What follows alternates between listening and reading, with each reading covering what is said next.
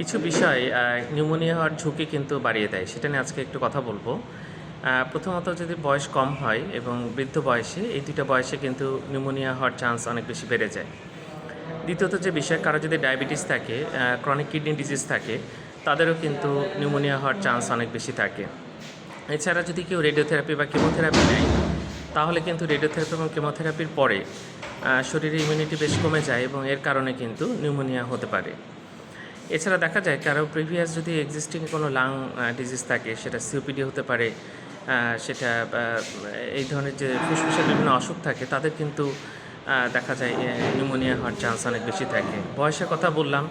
এছাড়া যদি radiotherapy chemotherapy নেয়, যদি ইমিউনো কম্প্রোমাইজ থাকে, কোনো কারণে শরীরের রোগ প্রতিরোধ ক্ষমতা যদি কমে যায়, তখন কিন্তু এরকম হওয়ার চান্স অনেক বেশি বেড়ে যায়। যাক, নিউমোনিয়া বিপজ্জনক রোগ এবং সঠিক চিকিৎসা না হলে এখান থেকে কিন্তু মৃত্যু ঘটতে পারে। তাই আমাদের অবশ্যই সতর্ক থাকতে হবে, সাবধান থাকতে হবে এবং কাশি, শ্বাসকষ্ট, বুকে ব্যথা, কাশির সাথে রক্ত এরকম হলে খুব দ্রুত ডাক্তার দেখাতে হবে। ধন্যবাদ সবাইকে।